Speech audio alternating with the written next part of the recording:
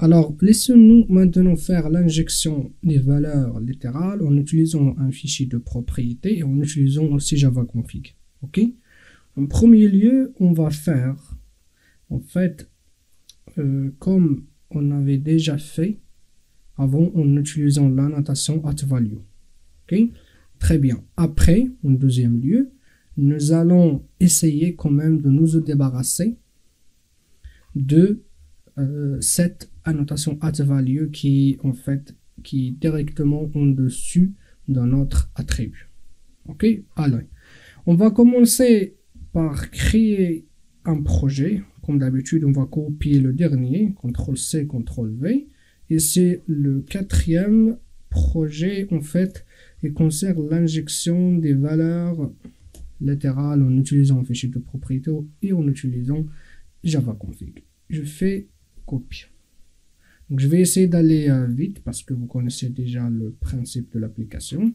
Ok, donc d'abord dans ma forme rectangle, je vais ajouter des attributs. Ok, le premier, donc je vais faire string libellé. Ok, donc c'est un private, je l'ai oublié. Ensuite, on a donc un autre private, par exemple long, vous pouvez mettre aussi double. Si vous voulez en fait des virgules, mais on va faire simple, long, et ensuite c'est x, ok. On va faire pareil pour y, et pareil pour z, pardon, pour z, ça va être un peu différent par rapport à x, y, donc rectangle, donc c'est deux dimensions, comme d'habitude, on va faire final, ok. Comme ça, on ne pourra pas le modifier après. Ça d'un côté. Et d'autre côté, donc, final, private, long, z. Et on va le mettre à 0. OK. Et je fais CTRL S. Voilà. Très, très bien. Donc, ça d'un côté. D'autre côté, on va ajouter les setters et les getters si vous voulez de ces attributs. Normalement vous aurez besoin que de setters, mais on va les ajouter tous. Donc pardon, source generate getters and setters. Je vais faire select all, sachant que celui-là vous allez avoir que le getter parce que vous avez en fait c'est un attribut final. Generate. Très bien. Ça d'un côté. D'autre côté, ce qu'on va faire, on va par exemple ici ajouter une fonction qui va nous retourner des informations. Voilà, getInfo de cette forme. Ok, il va nous retourner quoi? Il va retourner libellé égal, donc ça c'est libellé. Ok, ensuite il va nous retourner les coordonnées de cette du centre par exemple de cette forme. Ok, très bien. Donc x égale x, on est d'accord. Je vais mettre une virgule, y égale donc y, j'ai oublié un plus là, et en fait z, normalement z égale à 0, mais on va l'ajouter quand même. Très bien,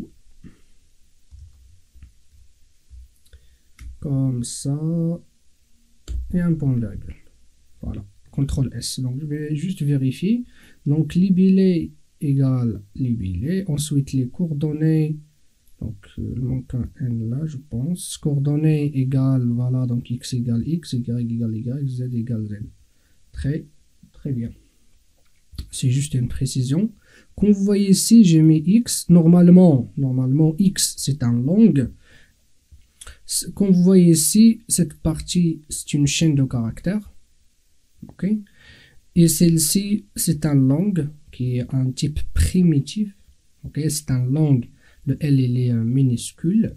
En fait, si vous voulez en arrière-plan, donc il fait tout string, mais c'est pas sur ça, mais plutôt si vous voulez, il va faire en arrière, il va faire un truc du genre comme ça. OK. Et après, il va faire, pour que vous compreniez un peu ce qui se passe derrière, parce que, voilà. Et après, il va faire toString. En fait, il va faire comme ça. Vous voyez ce que je voulais dire? Il va créer un objet de type langue. Et il faut que vous fassiez la différence langue. Celui-là, c'est un objet. OK?